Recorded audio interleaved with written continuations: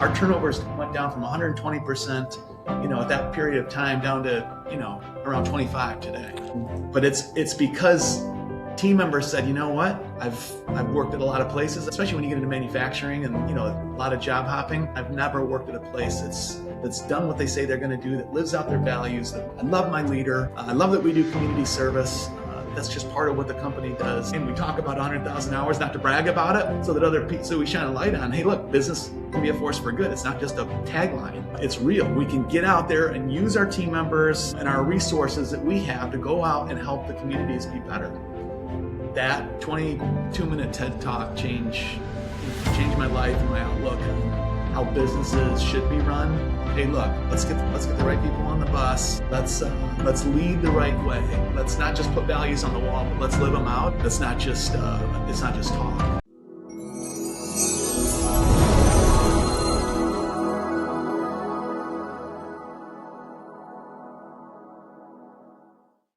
Hey, before we get into this week's podcast, are you a business owner who has a business doing less than $10 million a year, and you've seen your business grow, but for whatever reason, it just feels stuck right now? What got you to this point isn't going to get you to where you want to go. Your revenue has leveled off, and your team still depends on you for way too much.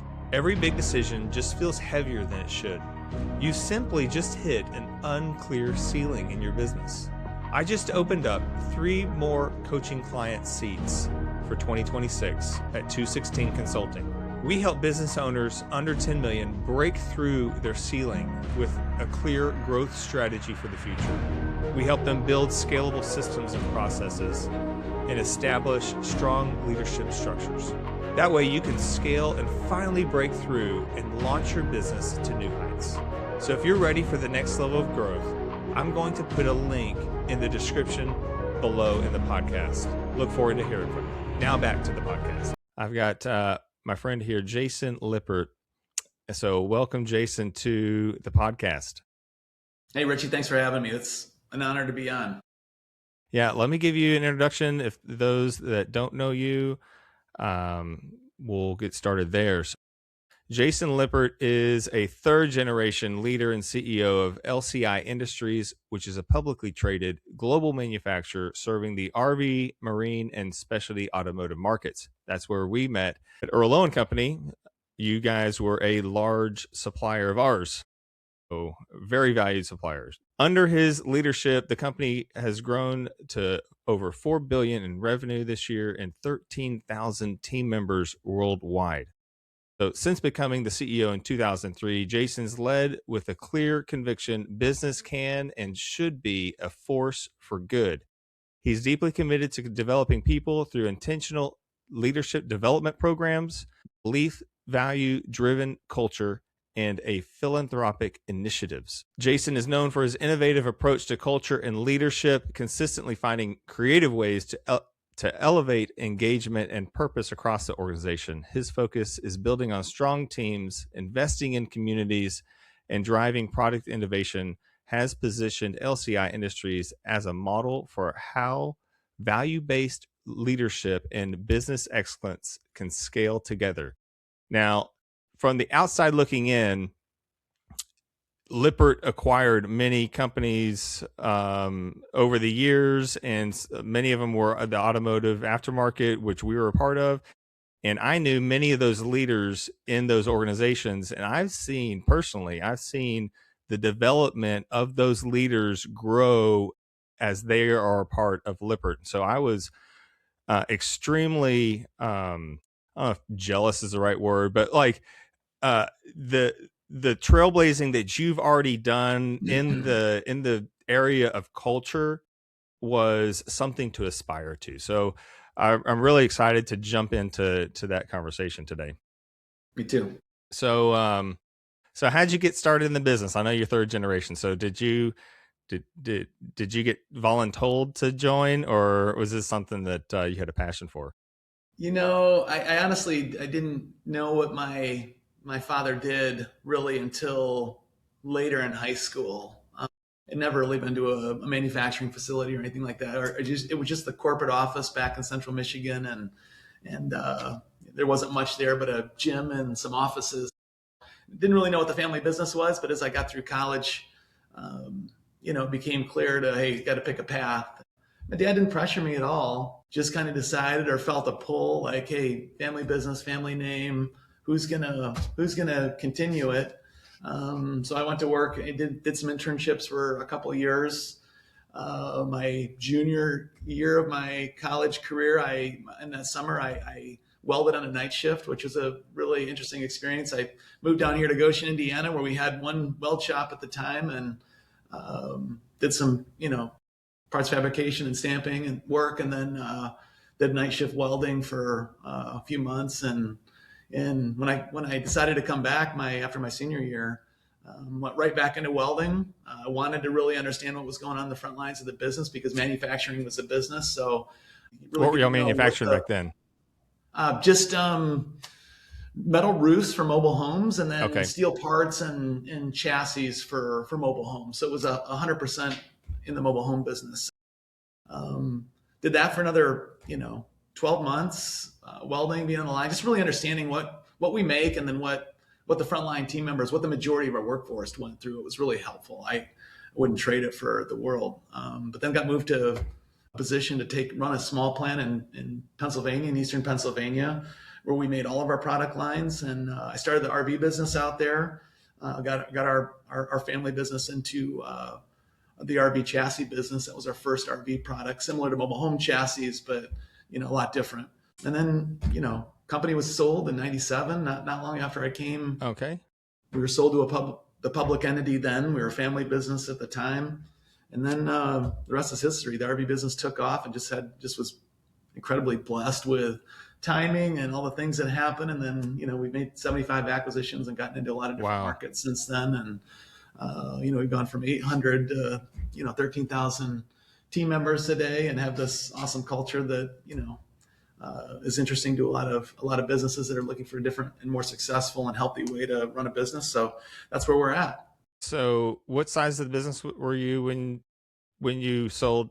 About 100. It was about 100 million. Okay. With about 800 team members. And it's grown from that to what it is today. What's the key to success on? I mean, obviously capital. I mean, that goes without saying. When you're publicly traded, you get access to capital. But you obviously did something right, and on top of that, you're still in the management position, even in a publicly traded company. How does that look too? So I guess I asked you a couple questions there. Yeah, no, a lot of it was luck and timing. Again, I credit a lot to my God put me in the right place at the right time and at the right times, and a lot of really awesome things happened. But I had the reason my dad sold the company was because I wanted to start taking a lot of risk to get into a different business, and it was going to require a lot of capital. So he had sold the company that was willing to sold to a company that was willing to take that risk, because we needed about $20 million a year, and our CapEx prior, as a small family-owned business, was probably, CapEx was probably $500,000 a year. Yeah, right. I want to put up buildings. Fleetwood wanted us to go all over the country and start up chassis shops for them. We wanted to do a lot of chassis shop building here in the heart of the RV business here in Elkhart County. And they, I was 20 something at the time, and the CEO that was running the publicly traded company that bought us rolled the dice on me and my team, and we just were incredibly lucky. I mean, we could have today, you wouldn't see, public company boards and CEOs taking chances on, in the manufacturing world, that is, in the tech world, that happens all the time. But. So you implemented this culture playbook within the organization. Talk to me a little bit about the vision behind the culture playbook, and kind of the journey that you've been on with that. Yeah. So, from 97 to really 2012, it was, we were in significant growth mode. I mean, we were growing high double digits every single year. I think we were close to a billion and a half by 2013. So over that, 15 or so year period, it was heavy growth. It was a lot of grind. We went through we hired a lot of people and went through a lot of people, a lot of turnover, because we were working crazy overtime, trying to get at all this business and grow market share. And we were making acquisitions at the time. I think in that time period, we made probably, 30 acquisitions or so. So trying to integrate acquisitions and find acquisitions and bring on people and start up new product lines. We're doing a lot of organic innovation and growth. So, there's a lot of things going on at once, and we wore people out, and I ran hard and fast. I didn't take no for an answer. I ran, really with, I would say, more of an iron fist. And, when I woke up in 2013 and had this, I kind of had this epiphany through a lot of prayer time. I just felt, things started feeling empty. It just was the same thing year after year, growth and, more team members and more revenues and accolades from the board and accolades from the street and our peers around the community. And it just started feeling like, okay, well, is this all it is? Is this just growth and the pats on the back? And, oh man, you guys are doing great things. And, just through a lot of prayer, the answer came to me through a TED Talk that ended up in my inbox one day. And it was called Truly Human Leadership by Bob Chapman. That 22-minute TED Talk changed my life and my outlook on how businesses should be run. And that's the time when we changed culture. I subsequently reached out to Bob. He was nice enough to come to our business here in Northern Indiana and talk to us and tell us kind of how you make that change. And I'm sure we'll get into some of that here in a little bit, but he helped us through that. And then the culture changed from there. And we went from, like most companies, probably, a lot of telling people what to do and a lot of cracking the whip to, hey, look, let's get the right people on the bus. Let's lead the right way. Let's not just put values on the wall, but let's live them out and then hold people accountable. Let's put resources in culture and not just say we have a good culture. That's when people say, well, how do we know that culture is real and how do we know you really value culture? Well, we've got 25 people in that department today. So it's not just, it's not just talk. But the big piece of it was just, taking the values off the wall and making them live and breathe with every human being in the business and leading the right way and having good leadership values that were kind of our North Star. Say, look, this is what it takes to be a team member, our core values, and these are the values that are required if you're going to step up above team member status and be an individual contributor and actually lead in this company, no matter whether you're leading at the first level supervisor level or whether you're the CEO. That's good.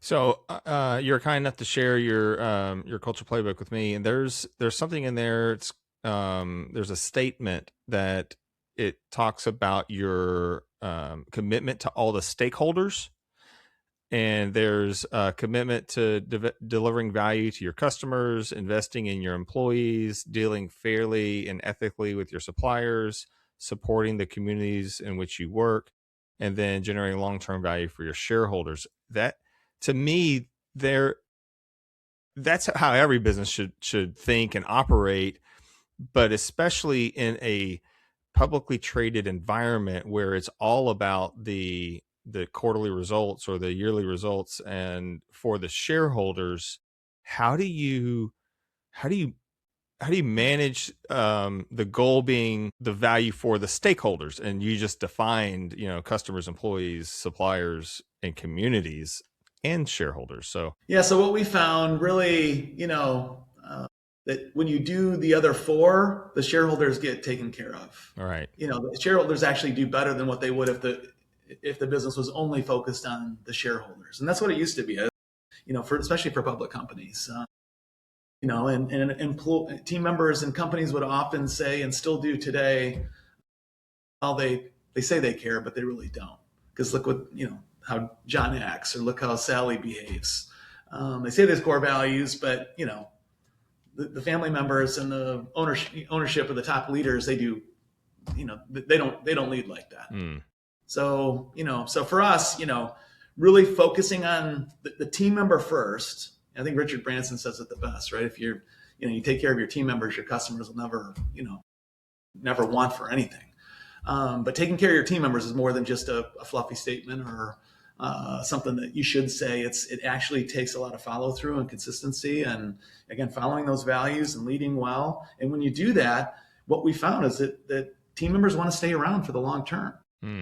I mean, if I look at that line in the sand in 2013 when we changed our culture, our turnovers went down from 120%, at that period of time down to around 25 today. Wow. But it's because team members said, you know what, I've worked at a lot of places. I've worked at 5 or 6 places, especially when you get into manufacturing and there's a lot of job hopping. I've worked at a lot of manufacturing places, and I've never worked at a place that's done what they say they're going to do, that lives out their values, that lead. I love my leader. I love that we do community service. That's just part of what the company does.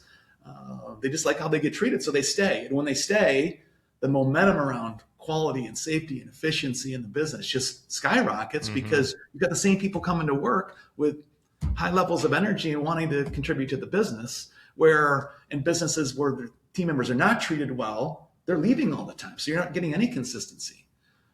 So really that culture piece and how you take care of the team member and how you lead really determines the output and the efficiency and the profitability of the business, which is ultimately what, the shareholders care about. Right. So, I mean, that translates into real dollars from 125% to 25% turnover. That translates into real money. Yeah, you can Google that. There's some people say 3,500, but I don't know what it is, in 2026, but it's somewhere between probably 3,500 a team member and $7,000 a team member in terms of what it costs for turnover. And then how do you put a price on 5 years of knowledge? Yeah. Joe Smith had learning how to make this part or that piece better. And the efficiencies they created, it just keeps going on and on. But you said it starts at the top. I'm sure this process was not easy. It's a journey, and you're still on that journey, but you nailed it. The key to starting is starting at the top. Yeah. Yep. Yeah. You gotta, if I don't live it out, then, or you go all the way to the front lines of the business where we have, maybe 1,000 frontline supervisors, the first level supervisor in our facilities, our 100 facilities, leading about 10,000 manufacturing team members, individual contributors. So, we've got to model all the way down to that front line. And that front line we found in manufacturing is the most important place for culture and leadership to sink in. So once it sinks in at the front line to those 1,000 team members that are guiding those 10,000 making parts and pieces every day in a manufacturing business, if those 1,000 leaders aren't demonstrating core values and our leadership values, there's no way the 10,000 are gonna pick it up and follow it and buy in. So we spent a lot of time in the very beginning of our culture journey making sure that frontline, those frontline supervisors, those first level supervisors really understood what we were trying to do with respect to leadership and culture and our core values, and how important being consistent was, and that we weren't going to tolerate inconsistency. Because the minute you're inconsistent, the team member says, well, there it goes. It's just, flavor of the month or the flavor of the week. But obviously for that first 1,000 supervisors to get it, you've got to get it all the way up the food chain to make sure that, it's consistent all the way through. And I think we've done a really good job of that. I think that's really the secret sauce when you're trying to change culture, is making sure that culture, is the same and values are the same and consistency in those values and leadership is the same from the front lines of the business all the way to the top. And that's really hard to do. That's why, 85% of the businesses out there have crappy cultures and crappy leadership. Right. Because they tolerate. I'm going to see if I can share my screen, and I want to share so everyone can see your Everyone Matters statement, the standard of excellence. I'm going to just read it because it's so good. It means that because everyone matters so much, we must hold each teammate accountable to the core elements of our culture. We coach people up, or we coach them out to an organization that is a better fit for them. And while we have a culture and leadership development department committed to the manifestation of our culture strategy, is every single team member's responsibility to understand, cultivate, and help us hold accountable to the best versions of ourselves. This culture playbook is intended to help us all fulfill that responsibility. So I love how you said hold us accountable to the best versions of ourselves. That's right. So your goal is to raise the level of the personal development of your employees or Fancy way of your saying team growth, members. right? Yeah. Fancy way of saying, hey, we want our team members to grow. And if you're not growing, then it's probably not going to work out for you here. So, it's one of the most difficult parts of the journey, because as you can imagine, we started out with, hey guys, we didn't have core values before. We have core values and we're going to follow them. And if you don't follow them, we're going to coach you up. But if you can't stick with it, we're going to have to move you out of the business. You're not going to be able to stay here. And this will be good for everybody. Trust us. So that was, a big part of the journey, putting leadership values in place and putting that same mandate in for our leaders to say, okay, not only do you have to have core values as a leader in this business, you've got to follow these 5 leadership qualities. And by the way, they're good qualities, and your people will follow you, and your business will be easier because you'll be leading better if you follow these qualities. And by the way, our coaching staff and our culture and leadership department is going to help you along the way. So you're not going to have to figure it out on your own. We've done a lot of work around that. I can't remember the part of the question that you asked, because I'm going off on a tangent. But. No, that was good. And now that we're talking about core values, I'm going to share my screen again because I've got a core value up here. These are what I grabbed from your playbook. Your core values: passionate about winning, positive attitude, team play with trust, honesty, integrity, candor, caring about people. How'd you come up with those core values? Well, and just to go back to your last question, we were talking about growth. That's been the toughest part of this whole culture journey, is like pushing people, because a lot of people they hesitate on growth. It's easy to stay comfortable. It's easy not to do the hard things. Growth is hard. It's going to require change, and people don't like change. So, the growth part has been hard. We can talk about that a little bit, because we've got some tools for our team members that we found to be really helpful as we push each and every team member to grow. But to your question on core values and leader qualities, how we came up with that, we've found that anytime we're going to throw something out to the whole business, we want 20, 30, 40 people in the room, leaders of the business. And when we came up with those 5 core values, we had 22 people in the room, top leaders in the business. And we said, guys, we're going to roll out core values. We've made this decision. We're going to follow them, but we've got to figure out what they are. And we're all going to do it together, because I'm not going out to the business saying, hey, Jason came up with, these 5 awesome values, but I don't like them. Yeah. Hey, I just want to take a quick break from the podcast and just share something with you that Hosea and I have just released our new book called The Joseph Culture. It's a strategic blueprint for kingdom marketplace engagement. In it, you'll recognize your divine assignment in business, technology, government, or any other professional space. We give you practical frameworks for integrating kingdom values into secular environments without compromise. So you can find this book on Amazon, and I'll put a link in the description below. So we basically we said, okay, guys, what do we want our values to be? And we probably had 20 or 30 great things up on the whiteboard. Mm-hmm. And when we kind of exhausted all possibilities there, we said, all 22 of us get 5 votes. So let's vote. And we, one at a time, went through each of the 25 or 30 qualities or values that were up there. And we just took the ones that had the top 5 votes by the end of the voting session. So they weren't all 5 ones I came up with, but we feel that the ones we landed on were best suited for the business and easy to communicate, and good values, so that if we follow through on those things, that our people would be better, feel better inside our 4 walls. So same thing with the quality. Do you have any tools that measures people and how they embody these core values, or how they're growing in the core values? And if they're not embodying the core values, is it, you tell them this is a good fit for us? It's time to move on. Yeah. So any evaluation we do in the business on people is based on the core values. And if you're a leader, it's the core values and those 5 leader qualities. So that's how we We grade people. So it stays in the airspace, and we don't ever get confused. Well, oh, you got to focus on these things. Oh, but look over here, you got to focus on these. I mean, leader qualities is a great example.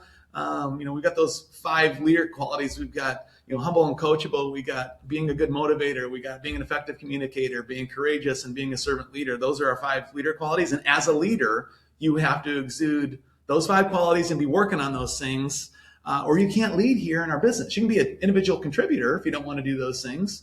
But, so many leaders got promoted over the years here and in a lot of places because they showed up to work every day. They were punctual. They were respectful. They were kind. They knew a lot. They were in the business for 5 years. But none of those things qualify you to be a true leader in the way we envision leadership.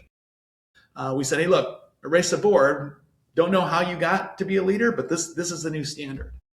And then we grade our leaders on those 5 leader qualities. And again, we give them coaching and help and, 360 degree evaluation. So they get feedback. We take their own feedback. We take their people that they're leading, and we take their superiors, and we combine that all in and say, look, looks like you got to work on, you're scoring really well in all these areas, but you're a 4 out of 10 in being a motivator. So we want to give you some motivational skills, because not everybody's born a motivator or has that innate ability to do it, but you can learn it.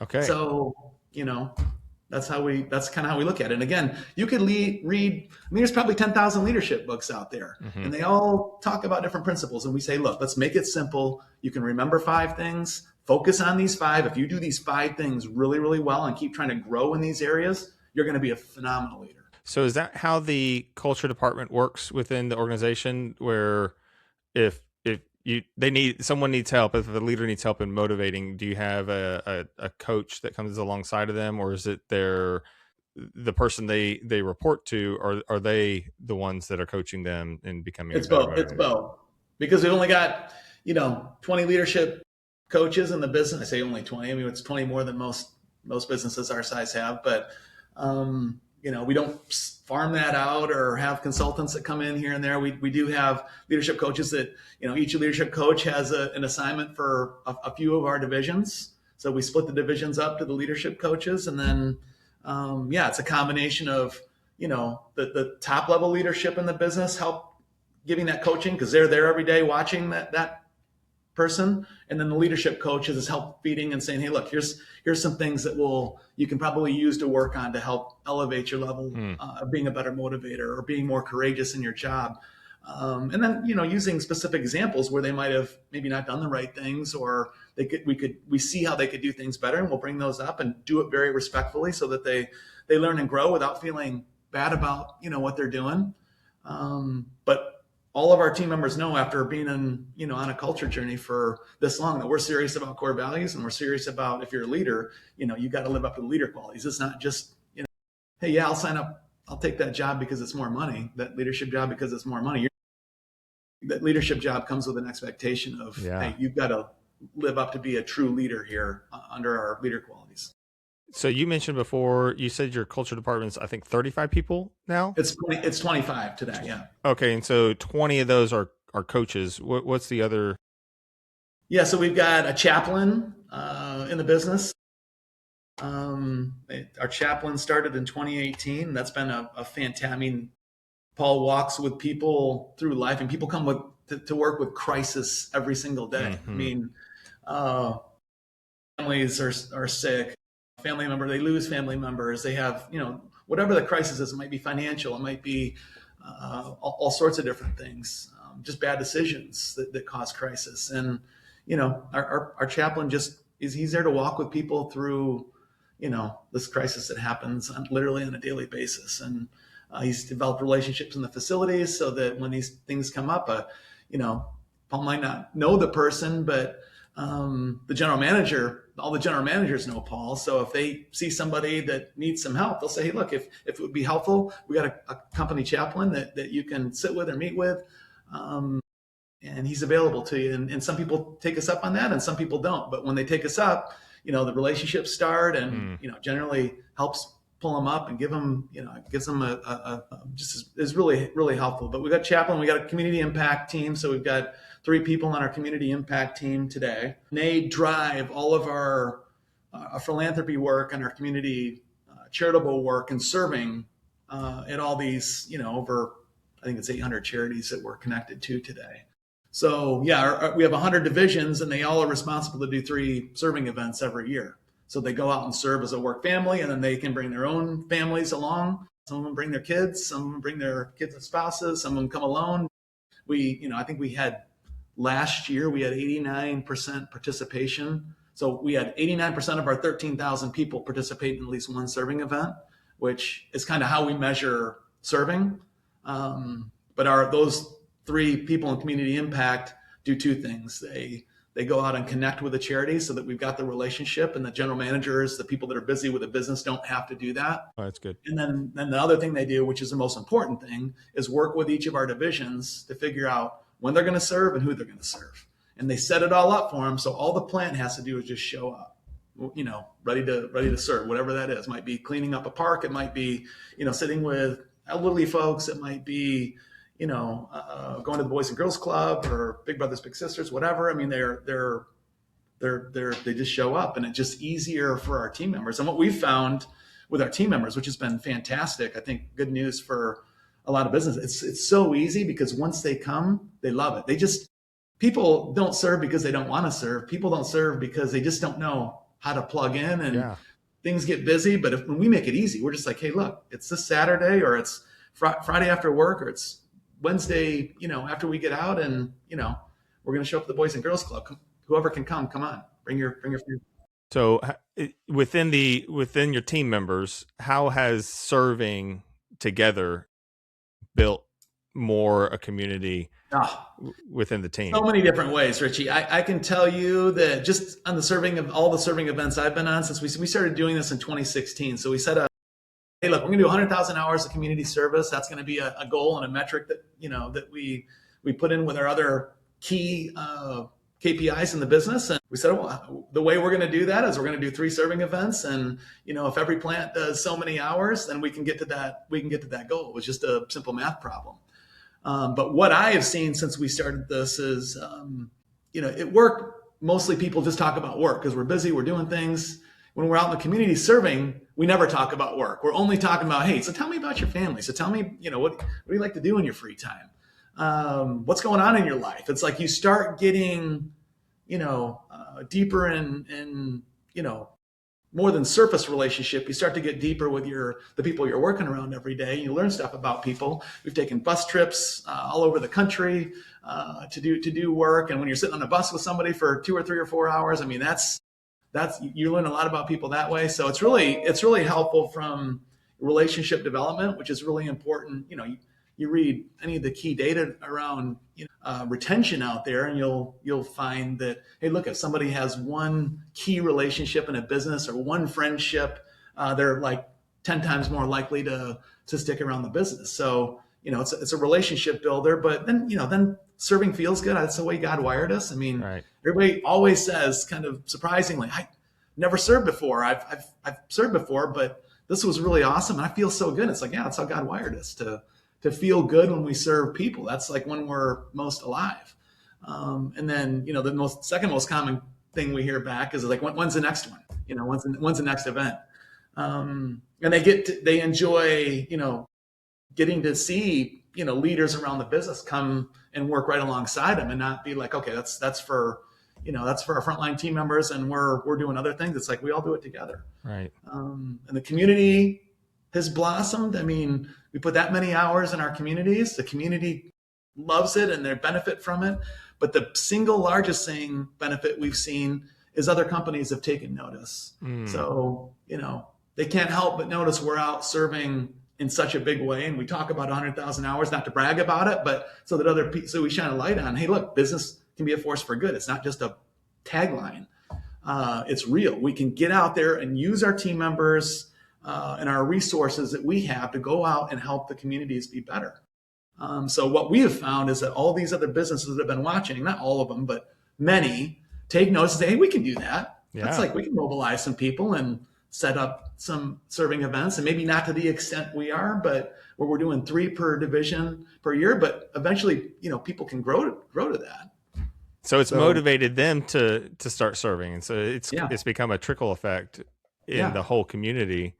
yeah. And With that's really our goal wow, is to lead by example that way, because the world's, the country, especially given everything that we see and hear every day, there's so much bad stuff. It's hmm like, this is the kind of stuff that's healing. This is the kind of stuff that can help our country, turn the corner and go the other way.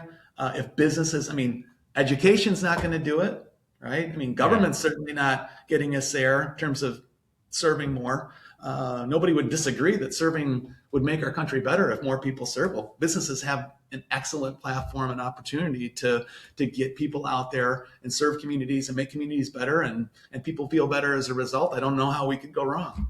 So how would you, if you're talking to other leaders of businesses and companies, how would you encourage them to kind of follow after what you've already created? Well, I would say number one, any business out there that hears this or that hears a message and says, that resonates, I think I would love to learn more. Reach out to me on LinkedIn. That's the easiest way to get to me. Certainly, you can put my email out there. I'm happy to talk to people. But we have, again, part of our chief culture officer, part of her job is to be available to other companies when they have questions. So when companies get curious about, hey, how did you make the core values live and breathe? What are leader qualities? How does the chaplaincy work? What are you doing in terms of these serving missions and charity community impact work? How does that all work? We're here to, that's what I'll do is I'll connect to Amber Selking, who's our chief culture officer. And we love helping companies. We give them that playbook and say, hey, if you have any questions, we're here to help, because the more companies that get it and start doing that, whether it's culture or serving or chaplaincy or any or all of the above, it's going to make the world a better place. I mean, what Yeah. we've seen is families heal because team members go home leading their families better because they're learning how to lead, they're learning how to follow values. And when you're following values for 40 hours a week, and it's kind of a non-negotiable here, I don't know how you go home and be a different person. I Right. suppose it's possible, but when you're in the mode of following good values and under good leadership, and again, we're not perfect, we make mistakes, we'll always make mistakes, but if you can do that really well, that man or that woman goes into the house every day a better person, trying to lead their families better. I mean, we're doing leadership action plans for all of our team members because we want them to grow, like we talked earlier. We want every human being to grow. What I've heard since we started doing that 3 years ago, the most is that they're going home and they're taking the stuff to their kids and teaching them how to do leadership action plans. Like, hey, what are your goals, Johnny? Like, let's sit down and Amazing. talk about your goals for school, for faith, for the family, for whatever. And teaching their kids about core values. Like, have stories of, hey, can I have more core value cards? I want to take one home, give them to my kids, have them carry it around. Tons of great stories there. But it ripples when you really, really execute on values and make them live and breathe. It ripples far past, the organization. Like I said, with, other businesses in the community, seeing what we're doing, whether it's serving or culture, the families that are getting the impacted because, men and women are going home and they're treating their families different. They're leading their families different. They're not going home exhausted because they've been whipped and beaten all day like Yeah. we used to do to our people, and like so many companies do to their people, because they're just trying to wring out everything they can of their people to get profit. Right. That doesn't send people home well.